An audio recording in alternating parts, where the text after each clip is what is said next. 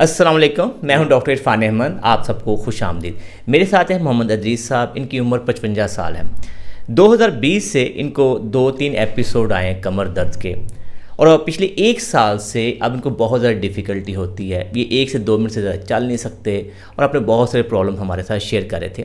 हमारा ये मकसद था कि हम आपके सामने ऐसे टॉपिक्स को लेके आएँ, लाइव पेशेंट के जो इश्यूज़ होते हैं वो शेयर करें।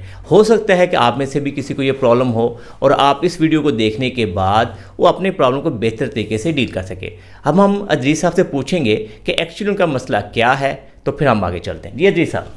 मैनू मसला है जी, मैनू को 2 साल 1.5 साल तो मैं लेबर का काम करना सा, मजदूरी का।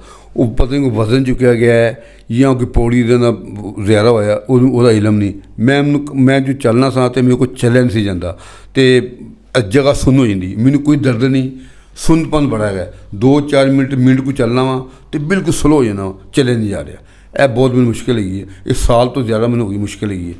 और पाँव के नीचे क्या फील? पाँव के नीचे जब मैं सीधा पाँव रखता हूँ ना, जैसे नीचे रोड़े नहीं बन जाते, ऊंची नहीं बजरी टैप, वो मुझे कंडीशन है। सीधा पाँव रखता हूँ, पाँव सीधा नहीं होता, ऊंचा नहीं। वॉक कर सकते हैं, चल कितना सकते हैं? तकरीबन 3-4 मिनट 2 मिनट में थोड़ा सा चलूँगा आहिस्ता आहिस्ता। बाद में मुझे सुनपन हो जाता है, मुझे चला नहीं जाता। आहिस्ता आहिस्ता मैं चलता हूँ। फुल दौड़ना मुझे दौड़ तो मेरी ख्वाब में है, दौड़ तो सकते ही नहीं है।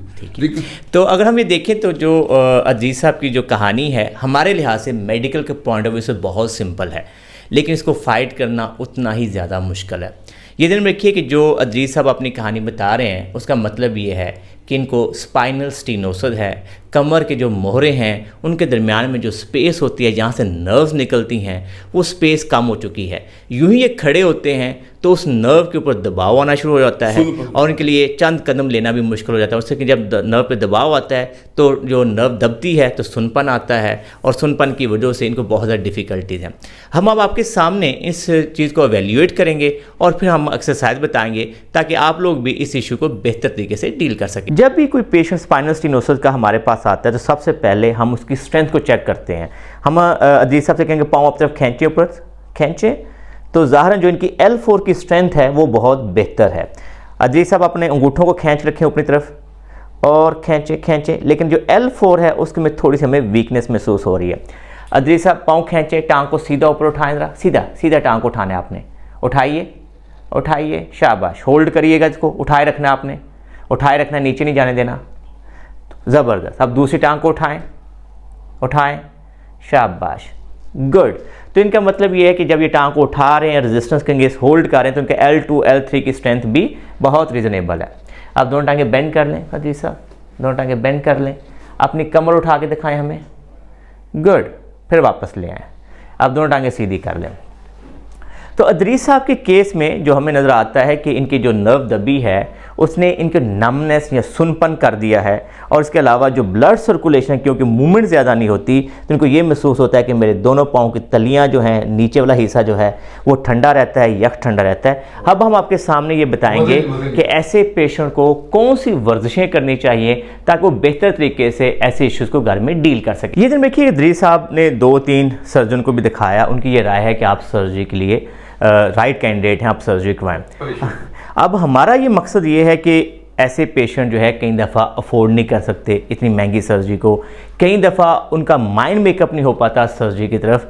तो ऐसे पेशेंट को कौन सी वर्जिशें या कौन सी गाइडलाइंस को फॉलो करना चाहिए ताकि वो अपने इशू को मज़ीद ख़राब ना कर लें। तो सबसे पहली जो वर्जिश हम अपने पेशेंट को देते हैं कि पाँव अपनी तरफ खींचें और नीचे लेके आएँ, पूरा पाँव खींचें और फिर नीचे लेके आएँ। इस एक्सरसाइज को हम अपने पेशेंट से कहते हैं कि 10/2 रेपिटेशन के साथ दिन में 3 से 4 दफ़ा करें। नंबर 2 एक्सरसाइज के अंदर हम अपने पेशेंट एक टांग को बेंड कर लें अदरीस साहब, शाबाश। पाँव खींचे अदरीस साहब, टांग को बिल्कुल सीधा ऊपर उठाना है आपने। सीधा उठाइए प्लीज़, और ऊपर उठाइए, और ऊपर उठाइए, और यहाँ पे जाके आपने रोकना है और 5 तक गिनना है। 1 2 3 4 5, फिर आप वापस लेके आइए। तो 10/2 रेपिटेशन के साथ दोनों टांगों पे ये एक्सरसाइज करनी होती है। नंबर 3 एक्सरसाइज के अंदर हम अपने पेशेंट कहते हैं दोनों टांगे आप बेंड कर लो, दोनों टांगे बाहर तरफ खोलो अदरीस साहब, खोलिए, जोर लगाइए, शाबाश, गुड। आप दोनों टांगे अंदर तरफ लेके जाएं। तो आप अपने घर के फैमिली मेंबर से मिलके आप दोनों टांगे बाहर तरफ पुश करें और उसको 5 सेकंड का होल्ड करें, फिर अंदर की तरफ पुश करें, 5 सेकंड का होल्ड करें और 10/2 रेपिटेशन के साथ इस एक्सरसाइज को करें। नंबर 5 एक्सरसाइज के हम अपने पेशेंट कहते हैं कमर उठाइए और ऊपर उठाइए और 5 सेकंड का होल्ड कीजिए, 1 2 3 4 5 और फिर ऐसा ऐसा नीचे ले जाइए। 10/2 रेपिटेशन यानी कि 20 दफ़ा आपने इस एक्सरसाइज को करना होता है। फिर आपने एक टांग को पकड़िए दरीस साहब, नीचे से दूसरा हाथ भी नीचे से आप खींचें, पेट के साथ लगा दें, शाबाश, और इसको 5 सेकंड का होल्ड करें। इसको भी 10 से 20 दफ़ा हमने एक्सरसाइज को करना होता है। फिर अपना चेहरा उठाइए दरीस साहब, उठाइए, शाबाश, गुड, और कोशिश करें कि नेक को आगे ना, हाथ दोनों नेक के नीचे रख लें ताकि सर को सपोर्ट रहे। सर को खींचना नहीं है, हमने कंधों को उठाने की कोशिश करनी है, ऐसे, शाबाश, और 5 तक गिनना है, 1 2 3 4 5, फिर वापस ले जाइए। इसके बाद आपने इस टांग को बेंड करना है, इस टांग के आगे लेके आए ऐसे, और हल्का सा इस टांग को उठाएं ऊपर, नीचे वाली टांग को हल्का सा ऐसे, और 5 तक गिने, 1 2 3 4 5। इसको खुद करने के लिए आप ऐसा कर सकते हैं कि जब ये टांग आगे जाए, नीचे हाथ डालें, इसके नीचे यूँ, ये डाल लें, इसके नीचे डाल लीजिए और इसको आराम से खींचिए और 5 तक काउंट करिए, 1 2 3 4 5। इस वर्जिश को भी 10 से 20 दफ़ा करना है, ठीक है।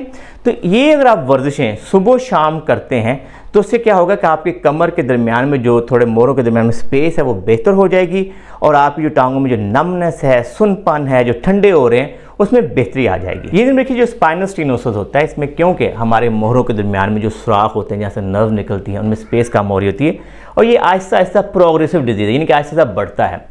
इसका जो मेन ऑब्जेक्टिव है कि हमें इस डिज़ीज़ को मज़ीद बढ़ने से रोकना है, और साइड बाय साइड इस बात का भी ख्याल रखना है कि अगर ऐसी कंडीशन हो जाए कि जिसके अंदर अगर फ़र्क कि हिप का एरिया सुन होना शुरू हो जाए, या इनका फ़र्क यूरिन का जो है उनको कंट्रोल ना रहे, लीकेज होना शुरू हो जाए, दोनों यूरिन जो होते हैं।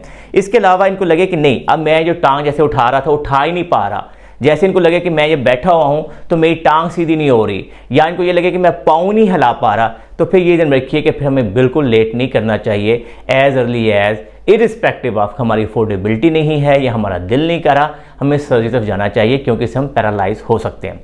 मीनवाइल अगर हमारी अफोर्डेबिलिटी नहीं है या हम माइंड मेकअप नहीं कर पा रहे, तो ये जो वर्जिशें हैं आपको हर हाल में सुबह दोपहर शाम करनी चाहिए।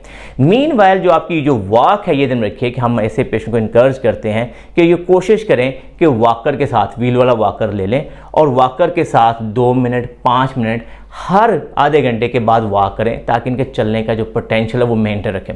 जिन लोगों की अफोर्डेबिलिटी है, जो ये समझते हैं कि हम स्विमिंग पूल में जा सकते हैं, हम उनको इनकरेज करते हैं कि स्विमिंग पूल में जाके वॉक करें, क्योंकि पानी जो होता है वो आपका वेट उठा लेता है और आपकी जो कार्डियो फिटनेस है उसे मेंटेन रह सकती है।